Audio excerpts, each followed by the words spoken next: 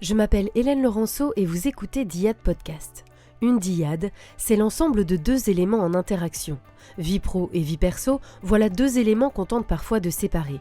Mais choisir son métier, s'épanouir, changer de vie professionnelle ou créer son entreprise a forcément un impact sur le reste de notre vie. Dans ce podcast, je m'intéresse aux liens que mes invités entretiennent avec leur travail. Est-ce que faire un métier qu'on aime, qu'on a choisi, qu'on a créé parfois, c'est toujours facile et source de bonheur ? Depuis la fin de ses études, Élise a au fond d'elle une envie, une résonance, gérer son entreprise. Le début de son parcours professionnel est un enchaînement de métiers différents dans lesquels elle a toujours évolué, jusqu'à ce que ce désir profond d'entreprendre refasse surface avec une question: comment trouver la bonne idée ? Et une fois cette interrogation résolue, le parcours était loin d'être fini, avec des difficultés pour trouver des financements, un rythme de vie complètement chamboulé et même un lancement d'activité stoppé en plein élan à cause du Covid. Mais vous allez l'entendre, tous ces obstacles n'ont pas eu raison de sa détermination et de sa passion.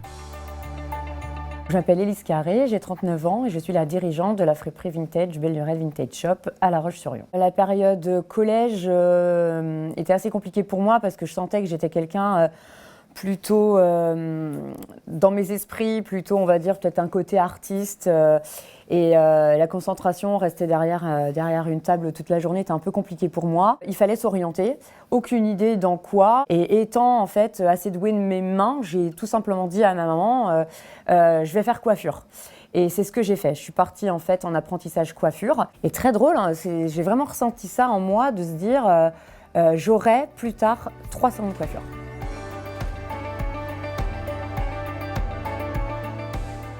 Finalement, je me suis rendu compte que c'était pas la coiffure qui me plaisait. J'ai arrêté, j'ai fait des galettes des rois à la boulangère, j'ai travaillé dans un magasin Jiffy pendant plusieurs mois. Enfin, en fait, je m'étais inscrite dans une boîte intérimaire, et puis ce qui fait que je trouvais toujours du travail, il y a de quoi faire. Et après, je me suis trouvée, j'étais préparatrice dans les voitures, donc c'était laver des voitures. Mais pareil, en fait, ce qui est très drôle, c'est que dans toutes les boîtes où je suis passée, en fait, je montais en échelon. Et en fait, ça ne me suffisait pas de laver des voitures. Donc, en fait, on m'a tout de suite proposé la gestion du magasin pièces. Et c'est ce que j'ai fait, en fait. Je gérais ensuite le magasin pour les mécaniciens, pour tout le monde.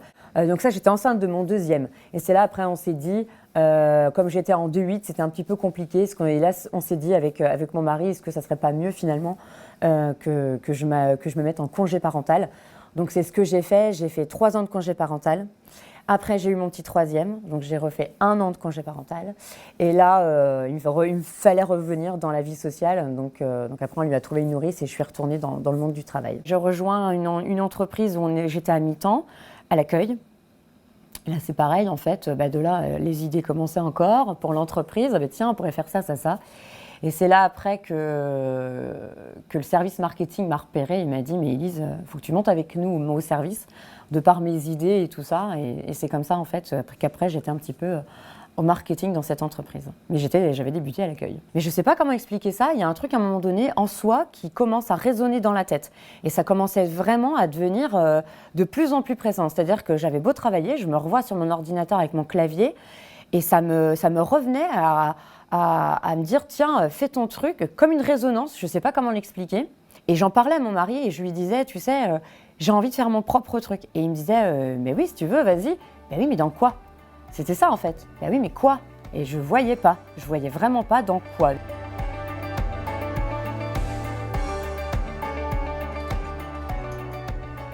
Donc 2 ans se sont passés comme ça.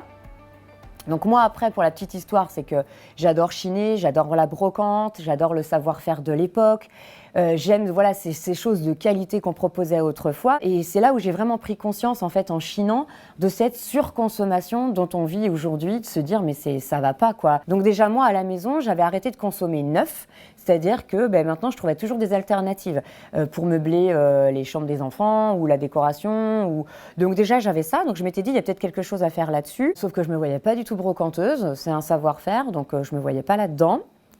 Et puis après je m'étais dit tiens, un salon de thé brocante commençait à me parler, à me dire ça peut être sympa, le côté convivial pour les mamans, pour les femmes, on se pose dans un endroit. Je trouvais que dans le coin, il n'y en avait pas trop. Puis c'est là où je me suis dit, Tu vas servir des cafés tous les jours, faire des gâteaux, c'était pas du tout mon truc. Donc c'est là, en fait, je me suis dit, bah non, en fait, c'est pas ça. Et en fait, j'ai laissé couler et c'est pareil, en fait, c'est un dimanche matin avec mon fils sur un vide-grenier le matin. Et j'avais déjà pris conscience que les jeunes consommaient de plus en plus différemment. On voyait les jeunes se remplir des cabas de vêtements. Et derrière moi, j'ai un jeune que j'entends dire à sa copine, il y en a marre, on ne sait plus où s'habiller, il y en a marre des bisbilles et H&M. Et là, j'ai fait tilt, en fait.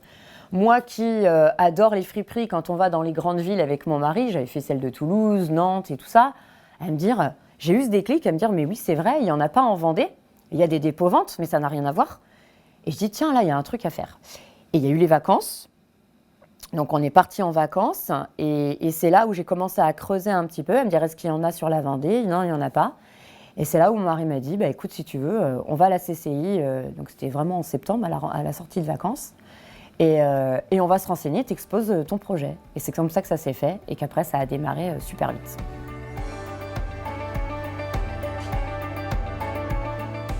J'ai exposé mon idée et c'est là où elles étaient deux, un engouement incroyable.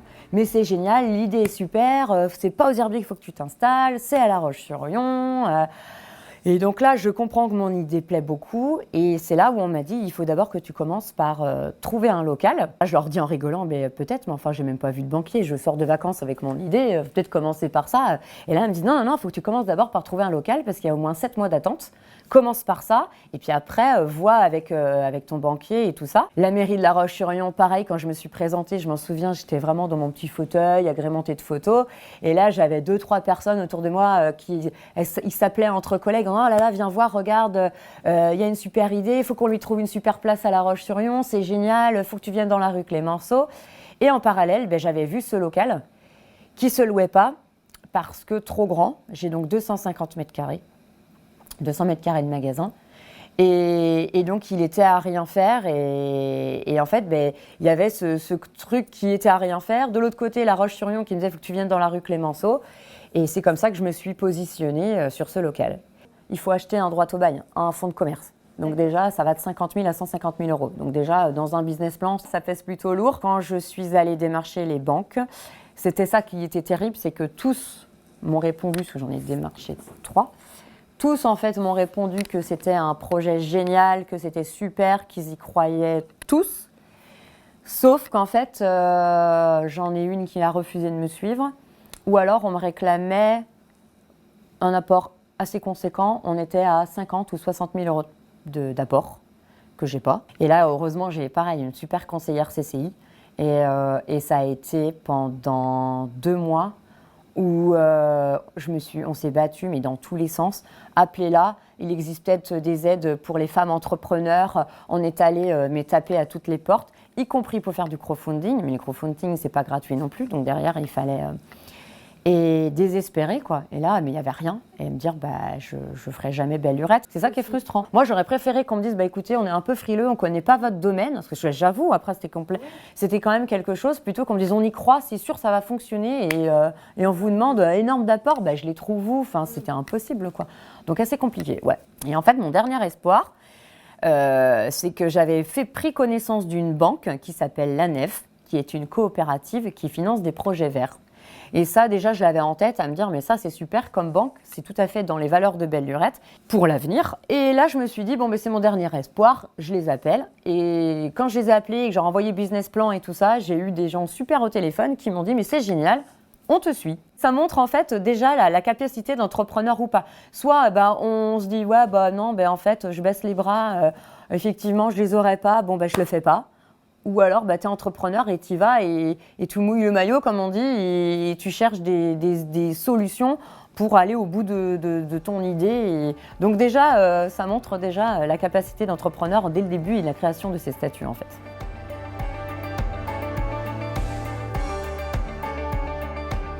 Je me souviendrai tout le temps de, finalement, cette marche qui a été très, très dure, et je trouve la plus dure, c'est de quitter son entreprise où j'étais avant, où j'étais bien.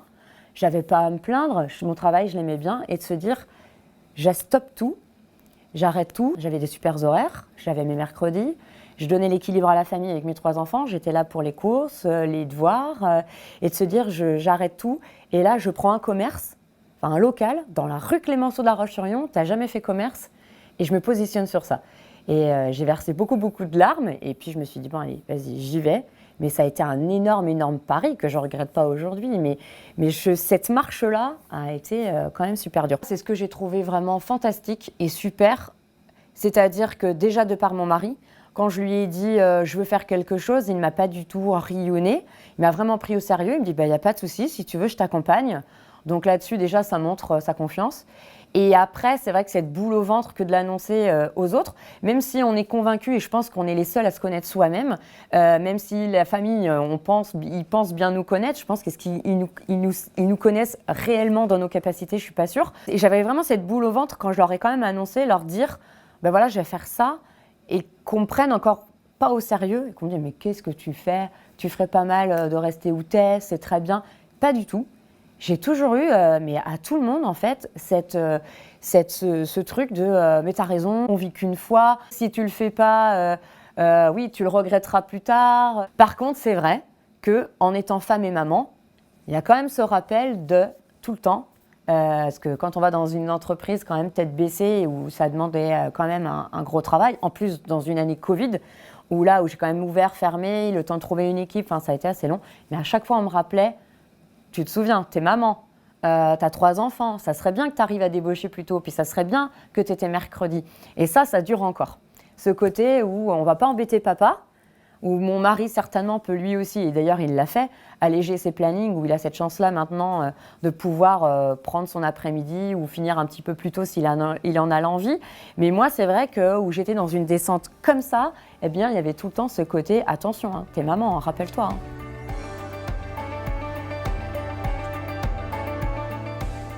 Je devais donc ouvrir en mars 2020.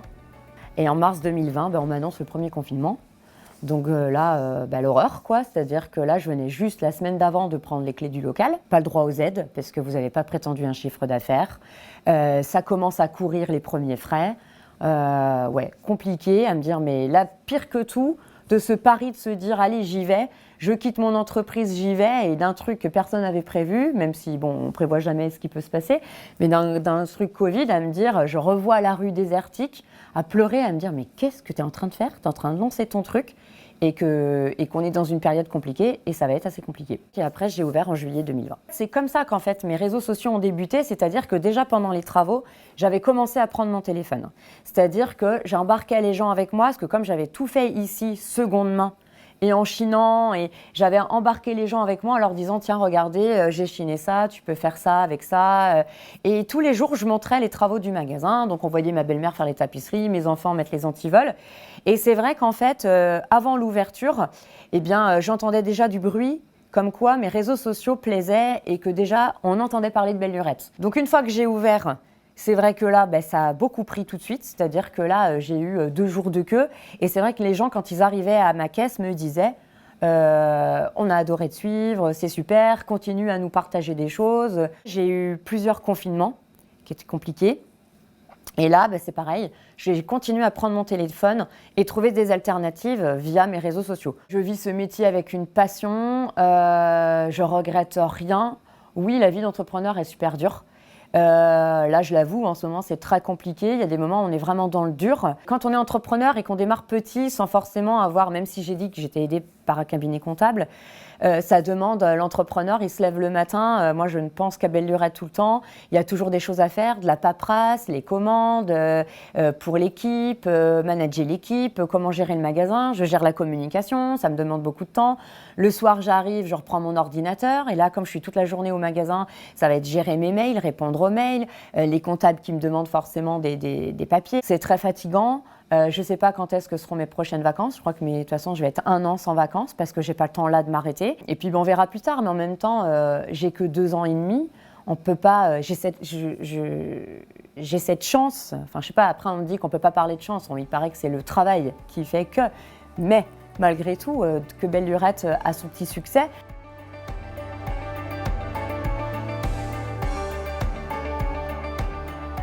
Il a fallu qu'on se remette en fait.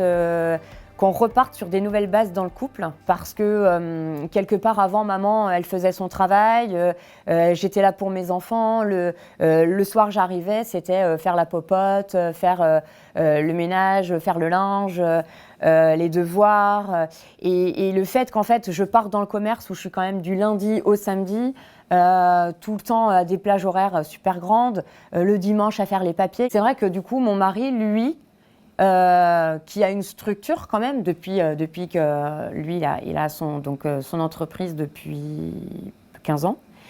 Et en fait c'est qu'il n'avait pas cette volonté de se dire tiens je peux finir un peu plus tôt. Il savait que j'étais là en fait. Il se posait pas de questions. Et il le dit aujourd'hui, je me posais pas de questions. Et le fait que je parte dans mon commerce, tout de suite en fait m'avait dit bon ben t'inquiète pas, moi je serai là. C'est lui qui récupérait le petit à l'école, qui fait les devoirs. Mais c'est vrai qu'en fait même lui il m'a dit c'est vrai que finalement d'avoir rebougé tout ça, il m'a avoué une fois avoir emmené ma fille chez l'orthodontiste à un rendez-vous. Et il me dit, c'est vrai que ça m'a fait plaisir de me retrouver avec Faustine dans la voiture à parler avec elle, à discuter, à avoir ce petit moment-là. Ou même le fait de faire les devoirs ou de faire à manger, c'est un moment qu'il a finalement avec les enfants. Et finalement, je trouve que c'est un mal pour un bien d'avoir bousculé un petit peu tout ça, parce que lui va récupérer ces instants-là avec ses enfants, parce qu'il le pouvait, mais il ne le faisait pas parce qu'il se reposait tout simplement sur moi. Mais c'est vrai qu'il y a eu quand même le petit côté difficile, enfin difficile est un grand mot, mais pour lui, où il s'est retrouvé à gérer la maison. Et on se rend là, c'est vrai que en tant que maman, on sait ce que ça représente, mais un papa, non, t'inquiète pas, ça va aller. Et lui, il y avait le côté, mais tu fais même plus les courses. Enfin, c'était un peu le côté. Donc c'est vrai que c'était un peu compliqué au début, mais on s'est vite trouvés et je suis très contente de l'avoir fait. Donc finalement, on s'est trouvés ensemble et je suis contente que lui aussi maintenant s'est rapproché des enfants par rapport à tout ça.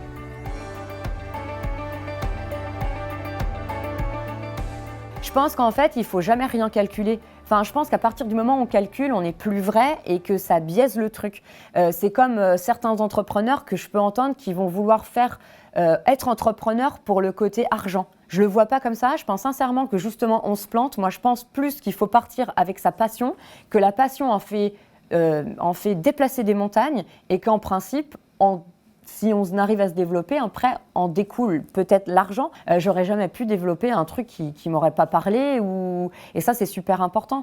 Donc je me plains pas, donc forcément il faut y aller, j'y vais à fond. Mais c'est vrai qu'il y a des fois où je le dis, je pleure beaucoup, des fois où j'aurais envie de tout arrêter parce que je trouve ça très très dur. Il faut vraiment, pour être entrepreneur, c'est sûr, avoir les reins solides. Là, c'est ce que je disais, quand j'ai commencé, j'ai eu la Covid. Un entrepreneur, il faut qu'il comprenne que le premier problème, il ne peut pas se dire « allez hop, j'arrête » ou alors il n'est pas fait pour être entrepreneur. Un entrepreneur, il sait qu'il y a des hauts et il y a des bas et qu'il faut tenir, il faut s'accrocher aux branches et il faut avoir cette énergie nécessaire pour pouvoir tenir. Donc, non, vraiment, c'est de la régalade. Je m'éclate, je vis vraiment au jour le jour, j'ai encore des tas d'idées, mais comme je dis, si Belle Lurette doit durer 5 ans, elle durera 5 ans, j'aurai profité de ça et après je verrai.